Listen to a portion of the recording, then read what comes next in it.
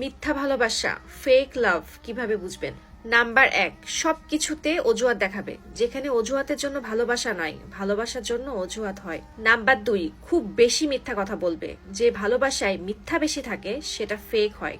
তবে আপনার ভালোবাসার মানুষটা যদি আপনাকে পাওয়ার জন্য হারানোর ভয়ে একটু একটু মিথ্যা বলে, সেটা নিয়ে ঘাবড়ানোর কোনো দরকার নেই। কিন্তু কারণ অকারণে সবসময় মিথ্যা বললে বুঝে নিবেন কোনো নির্দিষ্ট উদ্দেশ্য হাসিল করার জন্য আপনার সাথে সম্পর্ক করেছে।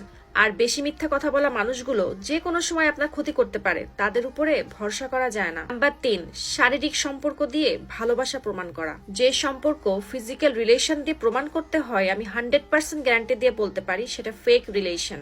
সত্যিকারের ভালোবাসায় হার্ট কানেকশন বেশি মূল্য পায়। মিথ্যা ভালোবাসা চেনার অন্যতম উপায় হচ্ছে ভালোবাসা প্রমাণ করার কৌশলে সুবিধা নিয়ে থাকে। যে ভালোবাসা শারীরিক সম্পর্ক দিয়ে প্রমাণ করতে হয় সেটা 100% মিথ্যা ভালোবাসা। মনে রাখবেন, বিয়ের আগে সম্পর্ক এবং শারীরিক সম্পর্ক দুটাই হারাম এবং অনেক বড় গুনাহ। আর যে আপনাকে সত্যি ভালোবাসে সে কখনোই আপনার সাথে হারাম সম্পর্কে যাবে না এবং আপনাকে গুনাহগারী বানাবে না। সে আপনাকে সরাসরি বিয়ের কথা বলবে। নাম্বার 4, যেখানে সেখানে রাস্তাঘাট মানুষের সামনে আপনাকে অপমানিত করবে এবং অসম্মানিত করবে। যে আপনাকে সত্যি ভালোবাসে সে কখনো আপনাকে মানুষের সামনে অপমান করবে না।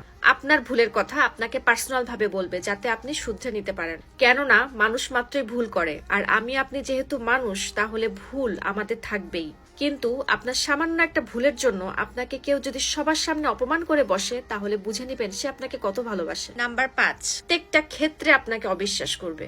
সম্পর্কে শাসন, কেয়ারিং, সন্দেহ থাকবে, কিন্তু কথায় কথায় সবকিছুকে নিয়ে জড়িয়ে বাজে মন্তব্য করে তাকে কষ্ট দেওয়া এবং তার জীবনকে বিষাক্ত করে দেওয়া, এটা অন্যায়।